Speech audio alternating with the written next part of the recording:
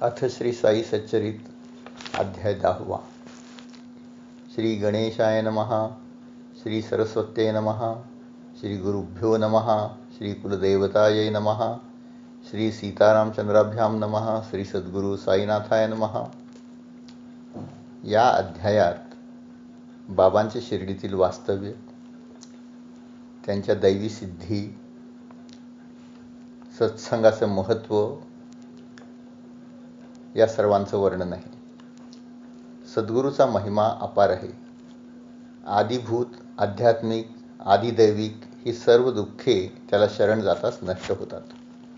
रेखेवर मेघ मारण्याची क्षमता त्यांच्यातच आहे. 7 जन्माची पापराशी ते भस्म करतात. त्यांच्या दर्शनानेच देहाचे अज्ञान नष्ट होते आणि सर्व विषयांचा विनाश होतो. त्यांची भक्ती केल्याने अल्पसायाचे अनल्प फळ असं म्हणतात ते मिळते. आता बाबा एका अरुंद फळीवर कसे झोपत त्याविषयी ऐकू. हा पण एक चमत्कारच होता. त्यांच्याकडे एक जेमतेम 1 वीत रुंदीची आणि 4 हाती लांबीची फळी होती. ती त्यांनी चिंध्या करून मशिदीच्या आढ्याला टांगली होती आणि त्यावर ते झोपत. ते त्यावर केव्हा चढत आणि उतरत हे कधी कोणालाही कळलं नाही. त्यावर मान वाकवून बसत किंवा शयन करीत.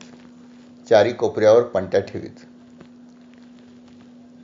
त्या चिंध्या पाहता त्या फळीचेही वजन उचलू शकतील की नाही असा प्रश्न पडे. पण बाबांच्या कृपेने त्या बाबांचेही वजन पेलीत. सामान्यांच्या बुद्धीला हे अतर्क आहे, पण बाबांना आणिमा, महिमा, लघिमा या सर्व सिद्धी अवगत होत्या. त्यामुळे सर्व काही शक्य होते. माशी, मुंगी, किडा हे सर्व बनणे या सिद्धी प्राप्त असणाऱ्यांना सहज शक्य होते. तेव्हा फळी ही त्यांना खरं तर अनावश्यकच होती. ते बिना फळीचे आधांतरी बसू शकतील अशी त्यांची योगसिद्धी होती. त्यांना त्यावर चढता उतरता पाहण्यासाठी लोकांची गर्दी जमे, पण कुणालाच ते चढताना किंवा उतरताना दिसले नाहीत.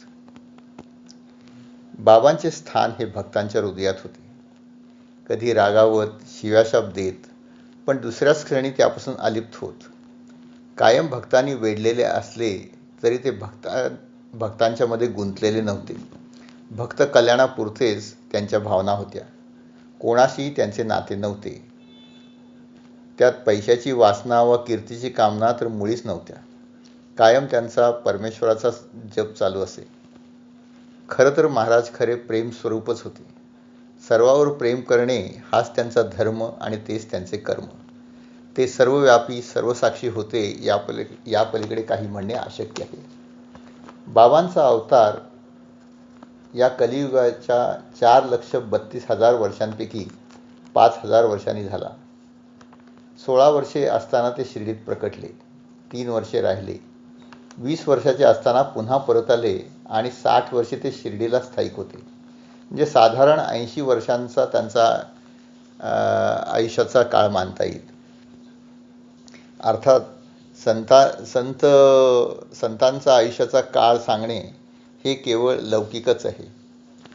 जसा सूर्य उगवला किंवा मावळला हा आपला भास आहे. सूर्य हा स्थिर असतो. त्याचप्रमाणे संत हे कायम अस्तित्वात असतातच. ते केवळ आपल्या सगुण रूपाने आपल्याला दिसतात किंवा या लोकातून ते निघून जातात, पण त्यांचे अस्तित्व हे कायम असते. शके 1603 साली रामदास निवर्तले. त्यानंतर 200 वर्षांनी बाबांचा अवतार झाला. त्यावेळी भारताची परिस्थिती अत्यंत खराब होती. मोगलांचा अंमल होता. हिंदू मुसलमानात तेढ निर्माण झाली होती. बाबांच्या जन्माचे एक उद्दिष्ट हिंदू मुसलमानांना जोडणे हेही असावे. बाबा हे मूर्तिमंत परमानंद होते. हरिप्राप्तीचे सर्व रस्ते त्यांना माहीत होते, तरी ते भक्तांना भक्तिमार्गाचा सोपा उपदेश करीत.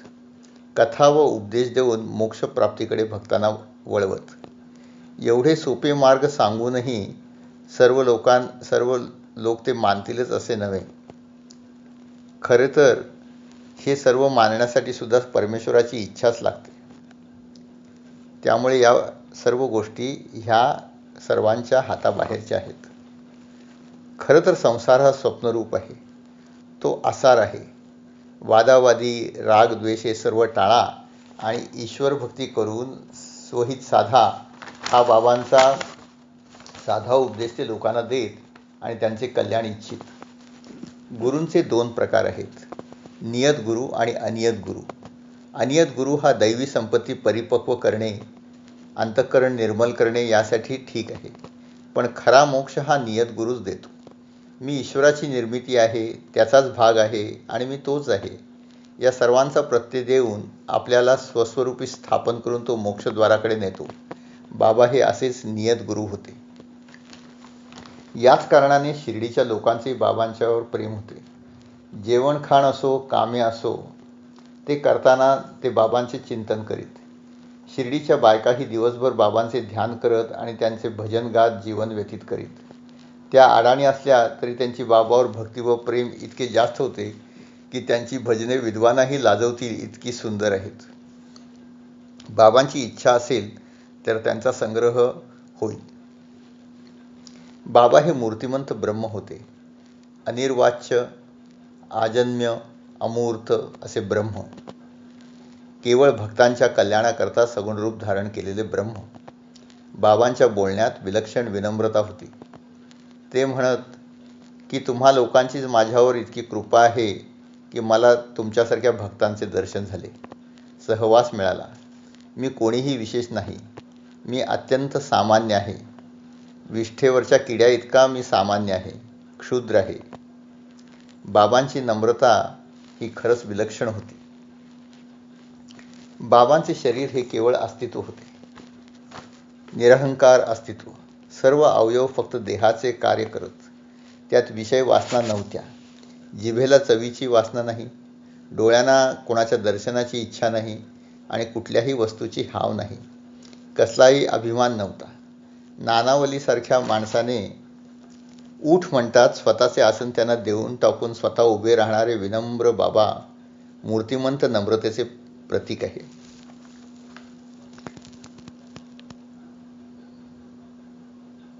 कोणाला संपत्तीचे वेड, कोणाला प्रेमाचे, कोणाला संततीचे. पण हे प्रेम निरर्थक आहे. हे सर्व प्रेम हरिचरणी लावा तर त्यात काही फायदा आहे. संतती संपत्तीचा मोक्षासाठी काही फायदा नाही, हे सर्वांना माहीत असूनही लोक हरीचे नामस्मरण करत नाहीत. पण आपल्या मोक्षातच आपल्या जन्माचा खरा उद्देश आहे. आपले मन हे नेहमी कुठल्या तरी विचारात गर्क असते. आपण त्याला चांगले विषय दिले तर ते चांगल्याचा विचार करत राहील, वाईट विषय दिले तर ते त्यात गर्क होईल. मनाचा असा चिकटून राहण्याचा स्वभाव असल्याने आपण त्याला चांगल्या ठिकाणी रमवावे. त्यासाठी सत्संग कामी येऊ शकेल. सत्संगामुळे कुसंगही आपणच सुटतील. आयुष्याचा वेळ सार्थकी लागेल आणि अंतिम मोक्षासारखे फळ मिळेल. तात्पर्य सत्संगानेच उद्धार आहे. साईबाबांसारख्या संतांचे नामस्मरण करणे, त्यांच्या कथांचे श्रवण करून त्यापासून बोध घेणे, तसे आचरण करणे, हा सत्संग आपण आपल्या मनाला लावू आणि आपला उद्धार करून घेऊ.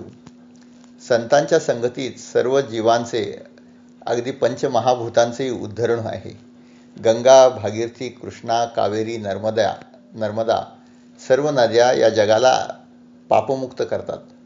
पण आपली पापे धुण्यासाठी त्यांना संतांच्या चरणीच लागावे लागते. असा सत्संगाचा महिमा आहे. संतांचा संग केल्याशिवाय म्हणजे सत्संग केल्याशिवाय कोणाचाही उद्धार नाही. सत्संगाने ज्ञान होते. ज्ञान म्हणजे स्वस्वरूपाचे आपण कोण आहोत याचे ज्ञान. आपली दृष्टी इतर वेळी मायारूपी जग पाहत असते, पण तिला जेव्हा आपण स्वतःकडे वळवतो म्हणजे अंतर्मुख बनवतो, तेव्हा ती सत्संगाकडे वळते आणि त्यामुळे आपण मोक्षाकडे नेले जातो. अशा या साईंच्या पायी आपण सत्संग करू. साईंचा महिमा गाणारा हा अध्याय आपण येथेच संपू. पुढील अध्यायात मन पवित्र करणाऱ्या काही नवीन गोष्टी ऐकू. श्री सद्गुरू साईनाथार्पणमस्तु. शुभम भवतु, शुभम भवतु, शुभम भवतु.